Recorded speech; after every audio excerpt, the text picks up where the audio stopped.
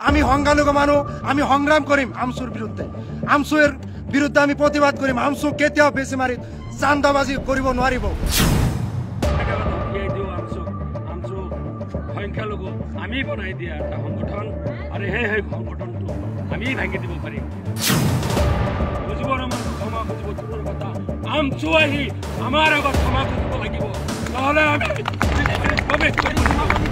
আমচু সন্ত্ৰাসবাদী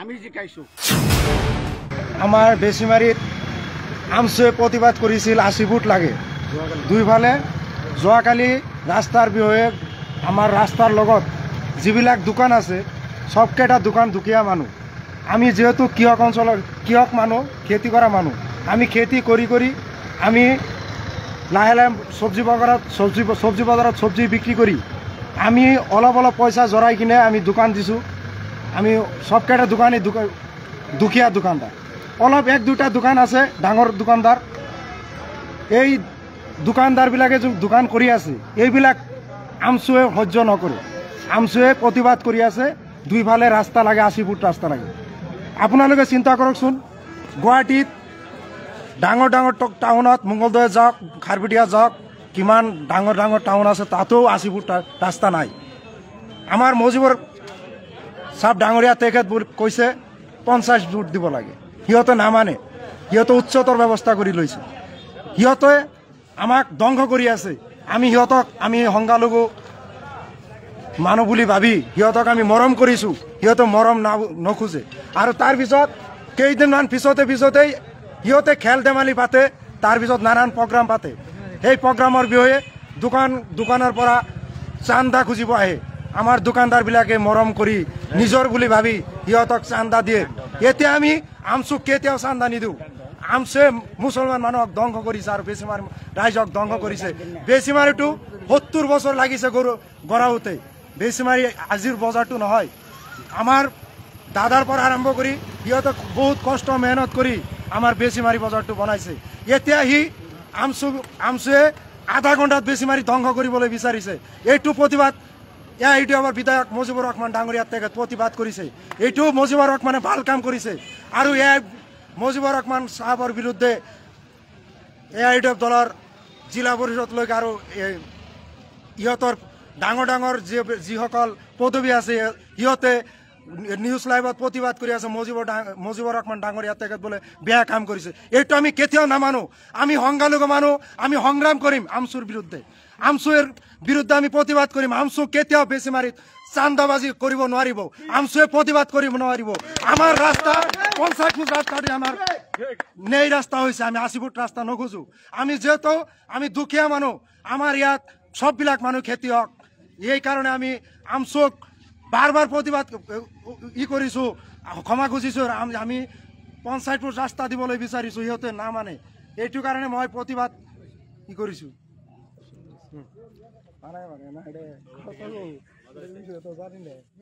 যোৱাকালি যিটো কাৰ্যসূচী আমাৰ প্ৰশাসন বিভাগৰ পৰা লোৱা হৈছিল আৰু সেই কাৰ্যসূচী আমি গ্ৰহণ কৰি লৈছিলোঁ গ্ৰহণ কৰাৰ আগতেই আমি নিজে 50 ফুট ঠাই আমি উচ্ছেদ নিজেই হৈছোঁ নিজৰ বাৰাণ্ডাবিলাক ভাঙি দিছোঁ আৰু এইখিনি কাম আমি আমাৰ সন্মানীয় বিধায়ক মুজিবুৰ ৰহমান চাহাবে তেখেতে আমাৰ এই হিতাকাংক্ষী তেখেতসকলৰ মানে দোকানদাৰসকলৰ হিতাকাংক্ষী হৈ আমি যেতিয়া তেখেতৰ ওচৰত গৈছিলোঁ আমাৰ নিজৰ আৱেগ প্ৰকাশ কৰিছিলোঁ তেখেত নিজে আহি এই ৰাস্তা চাই আৰু তেখেত নিজেও বেছিমাৰীৰ মানুহ ৰাস্তা চাই দেখা পাইছিল যে নাই আচলতে ৰাস্তাটোত যান জঁট আছে গতিকে ইয়াত 20 ফুট ৰাস্তা থকাৰ কাৰণেহে যান জঁট হৈ আছে আৰু পিলপিলি কিছুমান থকাৰ কাৰণে যান জঁট হৈ আছে এই ৰাস্তাটো যদি আমি 20 ফুটৰ পৰা 50 ফুটলৈকে কৰি দিয়া যায় নিশ্চয় এই ৰাস্তাটো যান জঁট আৰু নাথাকে আৰু আমি দোকানদাৰ সকলোৱে মিলি এই পিলপিলিখিনি যদি আমি বেলেগ কিবা ব্যৱস্থা কৰিব পাৰোঁ ৰাস্তা আৰু যান জঁট নাথাকিব বুলি MLA সাহেবে আমাৰ লগত দোকানীসকলৰ লগত ভাৱ বিনিময় কৰিছে আৰু এইখিনি কথা কোৱাৰ পিছত এই আমচুৱে দৰং জিলা আমচুৱে যেতিয়া এইটো লৈ ইমান লাগি থকাৰ পিছত বস্তুবিলাক কি কৰিব উপায় নাই, তেতিয়া বিধায়ক সাহেবে আমচু বাহুমণি দৰং জিলাৰ সভাপতি তেখেতক মাতিছে আৰু দোকানদাৰবিলাকক মাতিছে। MLA সাহেব নিজে বহিছে, বহি আমি প্ৰায় 10 দিনৰ পৰা 12 দিন এইটো লৈ বহা হৈছে আৰু এই বহাত এটা সিদ্ধান্ত হৈছিল আমচুৱে মানি যায়, বাহিৰত আহি এই কয় নহ'ব, ভিতৰত থাকালৈকে হ'ব, বাহিৰত নাহিলেই নহ'ব। আকৌ কি কৰে, তাৰ কিছুমান চেলা চামাণ্ডা আছে, সেইবিলাকক দোকানে দোকানে পঠায়, ইটো কিনিবলৈ পঠায়, সিটো কিনিবলৈ পঠায় আৰু এই উচ্ছেদৰ কথাটো আলোচনা কৰে। কি আলোচনা কৰে যে বজাৰবিলাক উচ্ছেদ হ'ব, ৰাস্তা আচলতে বহল লাগে, দোকানীবিলাক কথা পাতে, তাৰ লগতে কয় তোমাৰ বিল্ডিংটো, তোমাৰ এই ৰুমটোৰ দাম কিমান হ'ব। তেতিয়া কয় ৰুমটোৰ দাম কিমান হ'ব, এতিয়া যদি আমি বিক্ৰী কৰোঁ 20 লাখ 25 লাখ টকা পাম, তেন্তে তোমালোকে 2 লাখ 3 লাখ টকা খৰচ কিয় নকৰা, যদি কৰিব পাৰা তেন্তে তোমালোকৰ উচ্ছেদ নহয়। এনেকৈ কোৱাৰ যদি সিহঁতে প্ৰমাণ খুজিছে, প্ৰমাণ সিহঁতে নাই বুলি কৈছে, প্ৰমাণ যদি খুজিছে কিমান প্ৰমাণ লাগে, প্ৰমাণ আমি দিবলৈ প্ৰস্তুত আছোঁ। আৰু এটা কথা সকীয়াই দিওঁ, আমচু সংখ্যালঘু আমি বনাই দিয়া এটা সংগঠন আৰু সেই সংগঠনটো আমি ভাঙি দিব পাৰিম। আমি যদি আমচুক সমৰ্থন নকৰোঁ, আমচুৱে আহি বেছিমেৰিত সংগঠন কৰিব নোৱাৰিব। এইটো আমি বেছিমেৰি সমূহ ৰাইজৰ হৈ কৈছোঁ আৰু সমূহ ৰাইজ চাই আছে যে আমচুৱে কি কৰি আছে। আমচুৰ ল'ৰাসকলৰ কাম বন একো নাই, এটাই কাম চান্দা কৰা আৰু নিজৰ এছ কৰা, দিল্লীত যোৱা, চেলফি মৰা, কোনো কাম দেখা নাই আজিলৈকে। কি হৈছে আমচুৰ দ্বাৰাই আমাৰ মাইনৰিটি, মই তেনেকৈ নজিৰ দেখা নাই।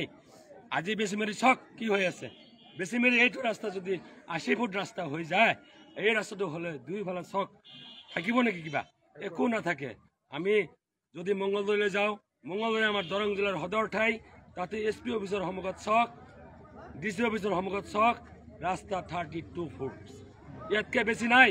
থানাটোৰ ওচৰত তাতো স্কুল আছে, তাতো জাতীয় বিদ্যালয় আছে, তাতো কোৰ্ট আছে, ইমানখিনি থকাৰ পিছতো তাতে উচ্ছেদৰ কথা নাহে, আমাৰ বেছিমেৰিত আহে। ইয়াৰ ৰহস্যটো কি? এই ৰহস্যটো অন্তৰত আছে, আমি কোনে প্ৰকাশ কৰিবলৈ টান পাইছোঁ। সংগঠন কৰি আছে সিহঁতে, আমি সিহঁতক চাই ভয় খাওঁ। আজিৰ পৰা মই চেলেঞ্জ কৰি কৈছোঁ, বেছিমেৰিত আমচু কোনো ধৰণে ইয়াত আহি চান্দা কৰিব নোৱাৰিব আৰু চান্দা কৰিব আহিলে আমি এৰাই যাব নিদিওঁ, বেছিমেৰিৰ পৰা ওলাই যাব নিদিওঁ। চান্দা চান্দা কিমান চান্দা, মই মোৰ নিজৰ বিজনেছ আছে, মই এটা বিদ্যালয় আছে মোৰ, প্ৰতি বছৰে মোৰ তাত কিমান লিফলেট চাব, কিমান ৰিচিপ্ট চাব, সিহঁতৰ চান্দাৰ বাহিৰে একো নাই। চান্দা নকৰিলে সিহঁতৰ পেট নচলে। আজি দুখ লাগিছে, আমাৰ বিধায়ক, আমাৰ সন্মানীয় বিধায়ক এই অঞ্চলৰ মানুহৰ কাৰণে ইমানখিনি কৰাৰ পিছতো আমচু সন্তুষ্ট হোৱা নাই। এই আমচুই কৈছে যে মুজিবুৰ ৰহমান ক্ষমা খুজিব লাগিব। আমি চ্যালেঞ্জ কৰিছোঁ, মুজিবুৰ ৰহমানটো ক্ষমা খুজিব দূৰৰ কথা, আমচু আহি আমাৰ আগত ক্ষমা খুজিব লাগিব, নহ'লে আমি বিজেপিত প্ৰৱেশ কৰিব নিদিওঁ। আমচু সন্ত্ৰাসবাদী, আমচু সন্ত্ৰাসবাদী, আমচু মুৰ্দাবাদ, বাবুমণিৰ দালালি নচলিব, বাবুমণিৰ দালালি নচলিব, আমচুৰ দালালি নচলিব, আমচু সকীয়াই দিছোঁ, আমচু সকীয়াই দিছোঁ। মুজিবুৰ ৰহমান ওয়েলকাম, মুজিবুৰ ৰহমান ওয়েলকাম, মুজিবুৰ ৰহমান জিন্দাবাদ, মুজিবুৰ ৰহমান জিন্দাবাদ। তাৰমানে কি ক'ম আৰু আমচুৰ বিষয়ে ক'বলৈ গ'লে বহুত মানে দীঘলীয়া কথা। মই এইটো বেছিমাৰিত 2005 চনৰ পৰাই মানে মেডিচিনৰ বিজনেছ কৰি আছোঁ। মই 2005 চনৰ পৰাই আমচুৰ যিকোনো প্ৰগ্ৰামত মই মানে সিহঁতক সহায় সহযোগিতা কৰিছিলোঁ। বাউমণি মোক দাদা বুলি মাতে, যেতিয়াই কয় দাদা মোক মানে অলপ কিবা হেল্প কৰিব লাগিব, আমচুৰ কিবা প্ৰব্লেম আছে, মই 2005 চনৰ পৰাই আজি তাৰিখলৈকে বাউমণি মানে ক'ব নোৱাৰিব যে দোকানীবিলাকে মানে হেৰি দিয়া নাই। তো যিয়েই নহওক, কালি যি ঘটনা হ'ল সেই ঘটনাত মানে এক প্ৰকাৰ আমাৰ বিধায়ক মহোদয়ে মানে দোকানীবিলাকৰ যি মানে সহায় কৰিলে, আমি মানে MLAৰ ওচৰত চিৰ ঋণী হৈ আছোঁ।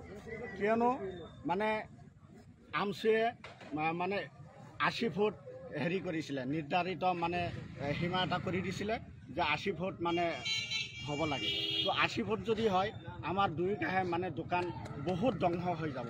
চাওক, আজি ইয়াতে বহুত দোকানী আছে, কিছুমানে মাটি বন্ধকত থৈছে, কিছুমানে মাটিও বিক্ৰী কৰিছে, এনেকুৱা নজিৰ আছে। বহুত দোকানী আছে আৰু কিছুমান ময়ো লোন লৈছোঁ, 20 লাখ টকা লোন লৈছোঁ। বহুত দোকানী আছে সেনেকুৱা লোন চোন লৈ দোকান কৰি আছে।